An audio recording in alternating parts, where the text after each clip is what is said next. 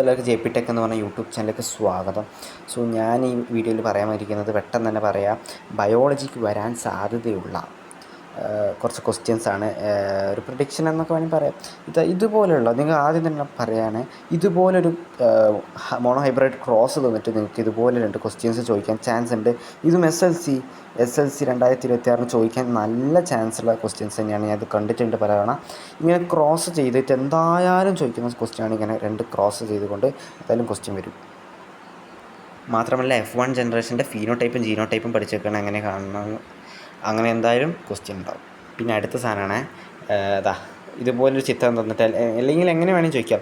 മലേറിയയുമായി ബന്ധപ്പെട്ടുകൊണ്ട് ഞാൻ പറയണേ, മലേറിയ എന്ന് പറഞ്ഞാൽ ഒരു തരത്തിലുള്ള കൊതുകുകൾ പരത്തുന്ന അസുഖമാണ് മലേറിയ. ഈ മലേറിയയുമായി ബന്ധപ്പെട്ടുകൊണ്ട് നാളത്തെ ക്വസ്റ്റ്യൻ പേപ്പറിൽ മലേറിയയുമായിട്ട് ചോദ്യം വരുമെന്നുള്ളതാണ്. മലേറിയയെ പറ്റി എന്തെങ്കിലും ഒരു ചോദ്യം ചോദിക്കുമെന്നുള്ളതാണ്. ഇതുപോലെ ഐഡൻറ്റിഫൈ ചെയ്യാന്ന് വെച്ചാൽ ഈ ചിത്രം മലേറിയേൻ്റെതാണ്. ആൻഡ് ഇതിലുള്ള പ്രിക്കോഷൻസ് എന്ന് പറഞ്ഞാൽ കൊതുകിനെ തടയുക, അതാണ് ഇതിനെതിരെയുള്ള പ്രിക്കോഷൻ, അല്ലെങ്കിൽ പ്രിവെൻറ്റ് മൊസ്കിറ്റോ, അതാണ് ഇതിനെതിരെയുള്ള പ്രിക്കോഷൻ. പിന്നെ ഇതുപോലെ ഹീമോഫീലിയയെ പറ്റിയിട്ടൊരു ക്വസ്റ്റ്യൻ എന്തുണ്ടാവും, ഹീമോഫീലിയയെ പറ്റിയിട്ട് ക്വസ്റ്റ്യൻ ഉണ്ടാവും എന്നുള്ളതാണ്. ഹീമോഫീലിയം അതുപോലെ തന്നെ ഈ പറഞ്ഞ സിക്കിൾ സെൽ അനീമിയയും 2 പാരമ്പര്യ രോഗങ്ങൾ, അതായത് ഇപ്പം അച്ഛനുണ്ടെയും മകനുണ്ടാവും, അങ്ങനത്തെ തരത്തിലുള്ള രോഗങ്ങളാണ്. ഇത് രണ്ടിനെയും പറ്റി പഠിച്ചു വെക്കുക. രണ്ടിനെയും പറ്റിയിട്ട് ക്വസ്റ്റ്യൻ, രണ്ടിനെ പറ്റി ഏത് ഒന്നിനെ പറ്റിയിട്ട് മാത്രമേ ക്വസ്റ്റ്യൻ വരുള്ളൂ. രണ്ടും ഒരുമിച്ച് ചോദിക്കില്ല. രണ്ടിൽ ഒന്നിനെ പറ്റി ഒരു ക്വസ്റ്റ്യൻ എന്തായാലും വരും. അപ്പോൾ ഇത് പഠിച്ചു വെക്കുക. ഇതാണ് സിക്കിൾ സെൽ അനീമിയ. ഈ ചിത്രം ഒന്ന് പഠിച്ചു വെച്ചോളുക. ഇതാണ് ഹീമോഫീലിയ. 2 പാരമ്പര്യ രോഗങ്ങളാണ്. രണ്ടിൽ ഒന്നിനെ പറ്റി ക്വസ്റ്റ്യൻ എന്തായാലും വരുമെന്നുള്ളതാണ്. പിന്നെ അടുത്തതാണ് പ്രോട്ടീൻ സിന്തസിസിനെ പറ്റിയിട്ട് അടുത്ത ഈ പറയുന്ന എക്സാമിന് എന്തായാലും പ്രോട്ടീൻ സിന്തസിസിനെ പറ്റിയിട്ട് എന്തായാലും ക്വസ്റ്റ്യൻ വരും എന്നുള്ളതാണ്.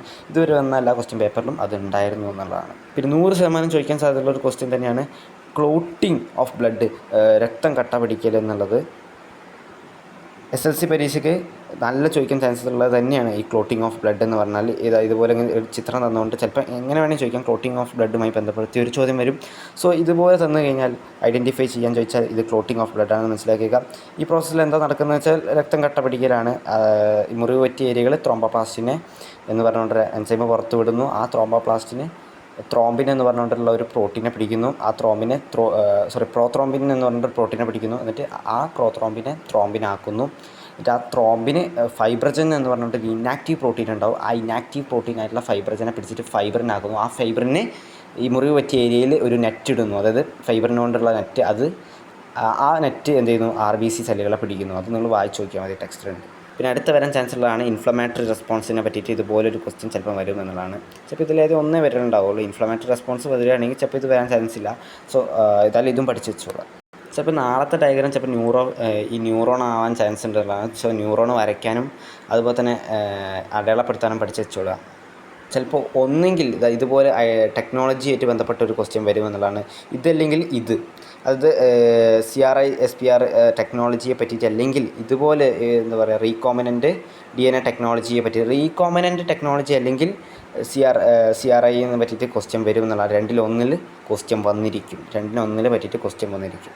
ഈ 2-1 ഏതൊന്ന് വരും. SLCക്ക് നല്ല ചാൻസ് ഉള്ളതാണ്. പിന്നെ ഇത് നമ്മുടെ കോക്ലിയനെ പറ്റിയൊരു ക്വസ്റ്റ്യനാണ്. അതിന് ചെവിയുടെ ഭാഗങ്ങൾ പഠിച്ചു വെച്ചോളൂ. അപ്പർ ചാമ്പർ അതുപോലെ തന്നെ ലോവർ ചാമ്പർ. ഇത് രണ്ടിലും ഒരു തരത്തിലുള്ള ഫ്ലൂയിഡ് ഉണ്ട്. ഈ ഫ്ലൂയിഡിൻ്റെ പേരാണ് പെരിലിംബ്. രണ്ടിലും പെരിലിംബാണ്. Lower ചാമ്പറിലും upper ചാമ്പറിലും പെരിലിംബാണ്. രണ്ടിൻ്റെ ഇടയിൽ ഒരു സാധനമുണ്ട്, ഓർഗൺ ഓഫ് കോർട്ടി എന്ന് പറയും.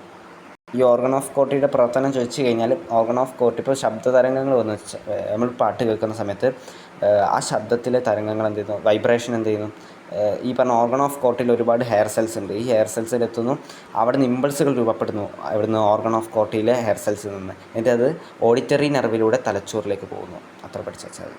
അപ്പോൾ ഇതിനെ പറ്റിയിട്ടും ക്വസ്റ്റ്യൻ വരാൻ ചാൻസ് ഉണ്ട്. പിന്നെ ഇതാണ് ഗ്ലൂക്കോസ് ലെവൽ കുറയ്ക്കുന്നതും കൂട്ടുന്നതുമായിട്ടുള്ള ഒരു കാര്യമാണ്. ബ്ലഡിലെ ഗ്ലൂക്കോസ് ലെവൽ കൂട്ടുന്നതും കുറയ്ക്കുന്നതുമായിട്ടുള്ള ഒരു ക്വസ്റ്റ്യൻ എന്തായാലും വരാൻ ചാൻസ് ഉണ്ട്. ഇപ്പം അത് പഠിച്ചുള്ള ഇൻസുലിനാണ് എന്ത് ചെയ്യുന്നത്, ഗ്ലൂക്കോസിൻ്റെ ലെവൽ കുറയ്ക്കുന്നത്. അതുപോലെ തന്നെ ഇൻസുലിന് കുറയ്ക്കുമ്പോൾ ഗ്ലൂക്കജൻ എന്ന് പറയുന്ന സംഭവമുണ്ട്. ഗ്ലൂക്കജൻ അത് കൂട്ടുന്നു എന്നുള്ളതാണ്. ഇത് അടുത്തൊരു ചോദ്യമാണ്. ഇതുപോലെ ഈ സാധനം തന്നുകൊണ്ട് ഇതിൻ്റെ പ്രോസസ്സ് ഐഡൻറ്റിഫൈ ചെയ്യാൻ പറയും. ഇങ്ങനെ ചിത്രം തന്നു കഴിഞ്ഞാൽ ഫാഗോസൈറ്റോസിസ് എന്ന് ഓർത്തുക. ഫാഗോസൈറ്റോസിസിനെ പറ്റി എന്തായാലും ക്വസ്റ്റ്യൻ വരും. ഫാഗോസൈറ്റോസിസ് എന്താണെന്ന് പഠിച്ചേക്കണം. ഫാഗോസൈറ്റോസിസിനെ പറ്റി SLC 2026 എക്സാമിന് എന്തായാലും ക്വസ്റ്റ്യൻ വന്നിരിക്കും. ഇത് ഞാൻ മോഡൽ എക്സാമിന് കണ്ടൊരു ക്വസ്റ്റ്യനാണ്. ഇതും വരാൻ നല്ല ചാൻസ് ഉള്ളതാണ്, പഠിച്ചു വെച്ചോളാം. അതായത് ഇതൊരു ടെക്നോളജിയെ പറ്റിയിട്ടാണ്, അത് നിങ്ങൾ പഠിച്ചു വെക്കണം. അടയാളപ്പെടുത്താൻ സാധ്യതയുള്ള കുറച്ച് ചോദ്യങ്ങളാണ് തലച്ചോറും അതുപോലെ തന്നെ സ്പൈനൽ കോഡും എന്നുള്ളതാണ്. രണ്ടിലൊന്നിനെ പറ്റിയിട്ട് ചിലപ്പോൾ ക്വസ്റ്റ്യൻ വരും. ചിലപ്പോൾ കണ്ണിനെ പറ്റിയിട്ട് വന്നേക്കാം എന്നുള്ളതാണ്. സോ നിങ്ങൾ ഇത് പഠിച്ചു വെക്കുക, തലച്ചോറിനെ അടയാളപ്പെടുത്തുന്നത് പഠിച്ചു വെക്കുക. ഇതും വരാൻ നല്ല ചാൻസ് ഉണ്ട്, ഇതും വരാൻ നല്ല ചാൻസ് ഉണ്ട് എന്നുള്ളത്. പിന്നെ ഇതുവരെ അധികം കാണാത്തൊരു ചോദ്യമാണ്, എന്നാലും മോഡൽ എക്സാമിന് ചോദിച്ചൊരു ചോദ്യമാണ് എന്ത്, ഇതുപോലെ ഗ്രാഫ് തന്നുകൊണ്ടുള്ള ക്വസ്റ്റ്യൻ SLC 2026 എക്സാമിന് ഇതുപോലെ ഗ്രാഫുകൾ തന്നുകൊണ്ടൊരു ക്വസ്റ്റ്യൻ എൻ്റെ ക്വസ്റ്റ്യൻ പേപ്പറിൽ കാണാൻ നല്ല ചാൻസ്. ഒരുപക്ഷെ കണ്ണുമായി ബന്ധപ്പെട്ട ഒരു ക്വസ്റ്റ്യൻ വരുമെന്നുള്ള, അപ്പോൾ റെറ്റിനയും അങ്ങനെയൊക്കെ എന്ത് പറ്റി ചിലപ്പോൾ ഇത് റീഡ്രോ തന്നെ ചെയ്ത് അടയാളപ്പെടുത്താനും വരുന്നേക്കാം. സോ കണ്ണിനെ പറ്റിയിട്ടും SLC പരീക്ഷയിൽ ചോദിക്കാൻ ചാൻസ് ഉണ്ട് എന്നുള്ളതാണ്. കണ്ണിനെ പറ്റി എന്തായാലും വരും, ഇങ്ങനെ റീഡ്രോ ചെയ്യാനും വന്നേക്കാം. കണ്ണിൻ്റെ റെറ്റിന അങ്ങനത്തെ പാർട്ടുകളെ പറ്റി ഏതെങ്കിലും ഒരു ക്വസ്റ്റ്യൻ എന്തായാലും വരും, അത് പിന്നെ ഉറപ്പാണ്. പിന്നെ അഡ്രിനൽ ഗ്ലാൻഡിനെ പറ്റി പഠിക്കാതെ പോകരുത്.